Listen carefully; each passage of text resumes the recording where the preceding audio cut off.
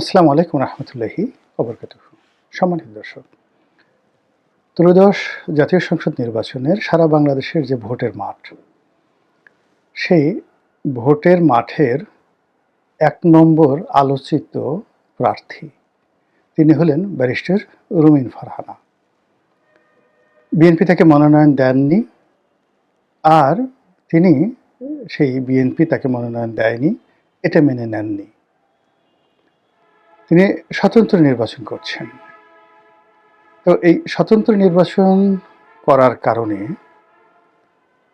তার যে নির্বাচনী এলাকার যে ঘটনা, তার আর্ট, অ্যাটিটিউড, তার বক্তব্য এবং ওই যে ব্রাহ্মণবাড়িয়ার যে আসনে তিনি নির্বাচন করছেন সেখানে যা কিছু ঘটছে এটাই আমাদের নেট দুনিয়াতে প্রতিদিন ভাইরাল হচ্ছে নির্বাচনের খবরাখবর হিসাবে। বাংলাদেশের অনেক রথী মহারথী নির্বাচন করছেন, স্বয়ং তারেক রহমান সাহেব নির্বাচন করছেন, জামাতের আমির নির্বাচন করছেন, চরমোনাইয়ের পীর সাহেব নির্বাচন করছেন, কিন্তু কোনো জায়গার কোনো খবর ইন্টারনেটে ঘুরছে না এবং মানুষ জানেও না কে কোথা থেকে নির্বাচন করছে, নির্বাচনে কোন প্রার্থী কী করলো কেউ জানে না, কার কোনো আগ্রহ নেই। কিন্তু আপনি যদি ফেসবুক, ইন্টারনেট, টুইটার খুলেন, ইভেন পত্রপত্রিকায় খুলেন, আপনি রুমিন ফারহানার খবর পাবেনই। কারণটা কি? প্রথম কারণ হলো যে ব্রেন উইথ বিউটি, মানে সাধারণত সুন্দর মুখের জয় পৃথিবীব্যাপী। তার সঙ্গে যদি মেধা এবং সাহস থাকে, পারিবারিক যাকে বলা হয় ঐতিহ্য থাকে, যে জিনিসগুলো রুমিন ফারহানার রয়েছে, এবং এই কারণে তিনি প্রার্থী হিসেবে আকর্ষণীয় বা আকর্ষণীয়া। এবং তার এই আকর্ষণ এমনি এমনি আসেনি। তার বাবার লিগেসি, অর্থাৎ তার বাবার নাম অলি আহাদ, বাংলাদেশের অন্যতম ভাষা সৈনিক, বঙ্গবন্ধুর ঘনিষ্ঠ বন্ধু, একসময় আওয়ামী লীগ নেতা ছিলেন, যুক্তফ্রন্ট নেতা ছিলেন। এই সকল পরিচয় বাদ দিয়ে এখন আসলে রুমিন ফারহানাকে তার বাবার পরিচয় পরিচিত হতে হয় না, ব্যারিস্টার রুমিন ফারহানা।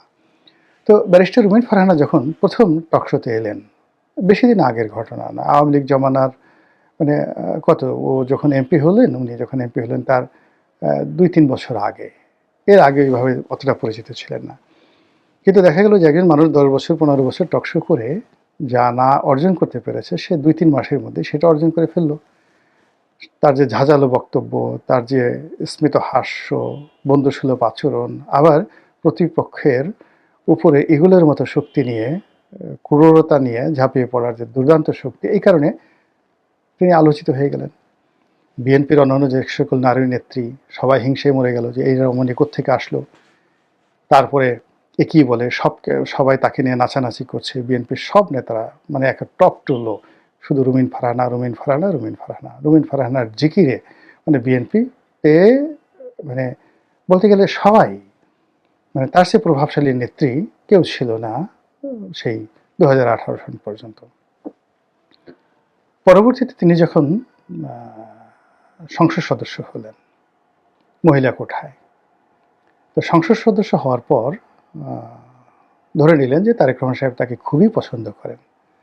আর এটা নিয়ে তো মানুষ নানা রকম কথাবার্তা, কেন পছন্দ করেন, কী কারণে পছন্দ করেন, সূত্র কি, ডাজ নট ম্যাটার। রুমিন এগুলো নিয়ে কোনো চিন্তা ভাবনা না করে সে তার সংসদে তার দায়িত্ব কর্তব্য প্রাণান্ত চেষ্টা করলো এবং দলকে সেভ করার জন্য, দলের আইডিওলজি আপহোল্ড করার জন্য সে সংসদে, আমি মনে করি যে সর্বোচ্চ ত্যাগ স্বীকার করেছে। এরপরে যখন সেই সংসদ থেকে তিনি পদত্যাগ করলেন, সবাই ধরে নিলেন যে সামনে যে নির্বাচনে আসবে বিএনপি থেকে যদি একজন রমণীকে মনোনয়ন দেওয়া হয়, রুমিন ফারহানা সেখানে পাবেন। দলের ভিতরে তার একটা জনমত তৈরি হলো, নির্বাচনী এলাকায় তৈরি হলো। তারপর যাকে বলা হয় সাধারণ যারা এলিট মহল, বিশেষ করে প্রথম আলো, ডেইলি স্টার গ্রুপ, তারা সবাই রুমিন ফারহানার পক্ষে অবস্থান নিল। কিন্তু এর মধ্যে যেটা করলো রুমিন, আর সেটা হলো এই গত ১৭ মাসে এই যে বিএনপির লোকজন যে সকল চাঁদাবাজি, দুর্নীতি, অনিয়ম শুরু করেছিল, এইগুলোর ব্যাপারে তিনি প্রতিবাদ শুরু করলেন। এবং বিএনপির মধ্যে পদপদবি, যেমন আমি প্রতিবাদ করেছি প্রথম দিন থেকে, কিন্তু আমি তো আসলে বিএনপির কোনো পোর্টফোলিওতে নেই, আমার কোনো সাধারণ মেম্বারশিপ নেই। কিন্তু রুমিন তো মানে এমপি ছিল, বিএনপির এমপি ছিল, তারপর বিএনপির সহ আন্তর্জাতিক বিষয়ক সম্পাদক, এরকম একটা পদ পদবিতে আছে। তো কাজেই তার এই বক্তব্য দলের যারা কর্তা ব্যক্তি তারা গুস্সা করলো যে সে দলের ভিতরে থেকে এভাবে দলের বিরুদ্ধে বলে, এবং আস্তে আস্তে আস্তে আস্তে তার থেকে মুখ ফিরিয়ে নেওয়া শুরু করলো। আর যত মুখ ফিরিয়ে নেওয়া শুরু করলো, রুমিন তত বেশি বেপরোয়া হয়ে যাওয়া শুরু করলো, এবং শেষমেশ তাকে মনোনয়ন না দিয়ে ওখানে জোটের একজন প্রার্থী জুনায়েদ হাবিবি তাকে দেওয়া হলো, এবং রুমিন ঘোষণা করলো যে আমি স্বতন্ত্র দাঁড়াবো, এবং সে স্বতন্ত্র দাঁড়িয়েছে। তো তার এই স্বতন্ত্র দাঁড়ানোর কারণে পাবলিক সেন্টিমেন্ট, তার এলাকার ভোটারদের সত্যিকার চিত্র আমি বলতে পারবো না, কিন্তু ইন্টারনেটে যে ভাইব দেখি সেই ভাইবের শতভাগ এখন রুমিনের পক্ষে।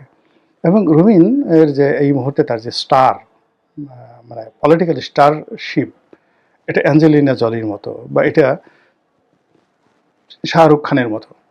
এবং সেই যদি রুমিন একদিকে মানে জনসভা করে ব্রাহ্মণবাড়িয়াতে, আর অন্যদিকে যদি বিএনপির সর্বোচ্চ নেতারা সবাই দলে বলে সেখানে জনসভা করে, যদি বাইরে থেকে লোক না নেওয়া হয়, তাহলে সেখানে রুমিনের জনসভাতে বেশি হবে না বিএনপির জনসভাতে বেশি লোক হবে, এটা প্রশ্ন সাপেক্ষ বিষয়। এটা ঢাকা থেকে আমরা বুঝতে পারবো না।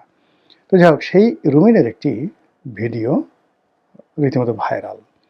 বক্তব্য হলো যে নির্বাচনের এখন প্রচার প্রপাগান্ডা বন্ধ, উঠোন বৈঠক করতে পারবেন, মাইক ব্যবহার করতে পারবেন না। এবং সেই অর্থে রুমিন একটা জায়গাতে নির্বাচনের প্রচারণা চালাচ্ছিলেন। তো সেখানে জনক ম্যাজিস্ট্রেট গেলেন, যাওয়ার পরে তিনি একেবারে ম্যাজিস্ট্রেসি পাওয়ার দেখিয়ে 40,000 না 60,000 টাকা তিনি সেখানে জরিমানা করলেন। এবং এরকম একটা পরিস্থিতিতে রুমিন সেখানে খুব একটা বিব্রতকর অবস্থায় পড়লেন, এবং তিনি যেটা বলার চেষ্টা করলেন যে আপনি তো আমার এখানে খুব দাপট দেখালেন, ম্যাজিস্ট্রেসি দেখালেন, কিন্তু বিএনপির প্রার্থীর ব্যাপারে তো আপনি কখনোই, বা বিএনপির জোট যে প্রার্থী বা বিএনপির নেতারা যে প্রতি মুহূর্তে নির্বাচনী আচরণবিধি ভঙ্গ করছে, তাদেরকে তো আপনি কোনো জরিমানা করলেন না।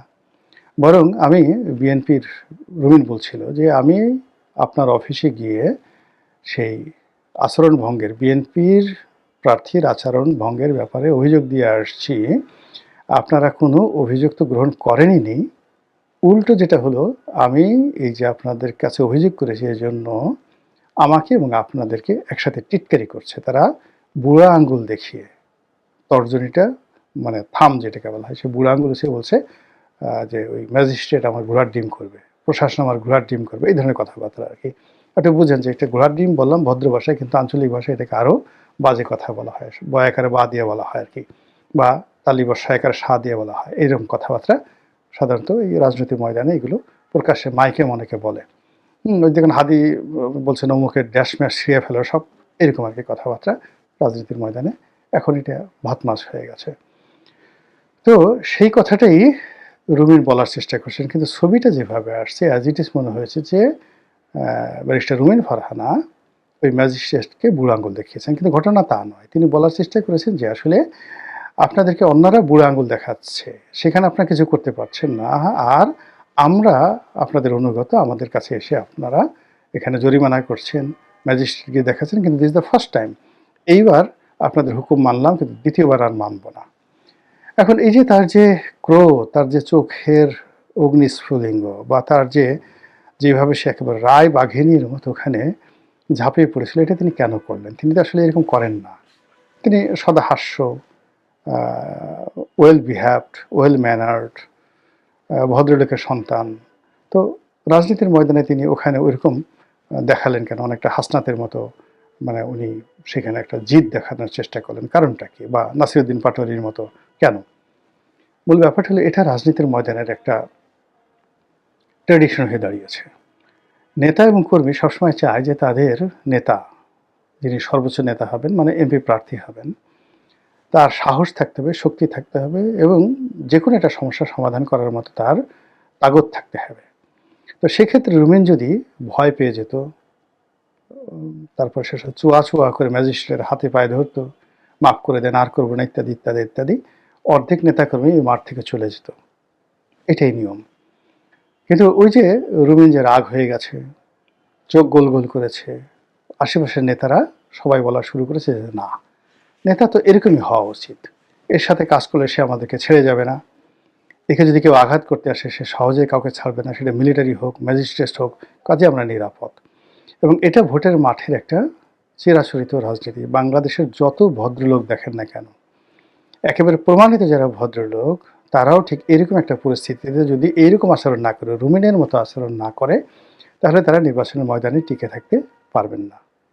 দ্বিতীয়ত, এখানে রুমিন যে কোনোভাবে রুমিনকে প্রভোগ করা হচ্ছে, তাকে একটা কন্ট্রাডিকশন অ্যান্ড কনফ্লিক্টে ফেলে দেওয়া হচ্ছে। এবং এই যে তাকে নিয়ে মানুষের যে সহানুভূতি, মানুষের যে একটা ব্লাইন্ড সাপোর্ট, মিডিয়াগুলো যে তাকে নিয়ে মাথামাতি করছে, এই জায়গাগুলো বিএনপিকে খুব অপমান করছে। বিএনপির খুব ইগোতে লাগছে যে আমরা যাকে দূর দূর করে তাড়িয়ে দিলাম, সবে মানুষের তো উচিত তার দিকে না তাকানো, তাকে দূর দূর করে তাড়িয়ে দেওয়া। কিন্তু আমরা যাকে তাড়িয়ে দিলাম সবাই তাকে কোলে তুলে নিচ্ছে। তাহলে কি আমাদের জনপ্রিয়তা নেই? এবং এখানে অনেক ক্ষেত্রে এই ঘটনা ঘটছে। বিএনপি যাদেরকে বহিষ্কার করেছে, সাধারণ মানুষ তাদের পক্ষে দাঁড়িয়ে গেছে। বিএনপি যাদেরকে কোলে তুলে নেওয়ার চেষ্টা করেছে, সাধারণ মানুষ তাদের বিরুদ্ধে খেপে গিয়েছে। তো এটা বিএনপির জন্য একটা রীতিমতো অবমাননা করে। এখন রুমিন ফারহানা যে নির্বাচনের মাঠে যেভাবে প্রাধান্য পাচ্ছে, তাকে নিয়ে যেভাবে সামাজিক মাধ্যমে মাতামাতি হচ্ছে, তো সেই তুলনায় বিএনপির বড় বড় নেতাদের নামই উচ্চারিত হচ্ছে না। তাদের একটা ভিডিও এখানে প্রমোট করার জন্য ফেসবুকে টাকা দিতে হচ্ছে। হয়রাস লক্ষ লক্ষ নয়, কোটি কোটি মানুষ রুমিনের এই ভিডিওগুলো দেখছে। তো এই যে রাজনীতির একটা যে চিরাচরিত পন্থা, এই পন্থা অনুযায়ী যদি রুমিন আসলে শেষ পর্যন্ত জিতে যায় এবং পার্লামেন্ট মেম্বার হিসেবে সে যদি সংসদে যায়, তাহলে ক্ষমতায় জামাত থাকুক আর বিএনপি থাকুক, আমার কাছে মনে হচ্ছে অনেকের জন্য বিষয়টি অস্বস্তিকর হয়ে পড়বে। মহান আল্লাহ আমাদের সবাইকে হেদায়েত দান করুন, হেফাজত করুন। আসসালামু আলাইকুম রহমতুল্লাহি ওয়া বারাকাতুহু।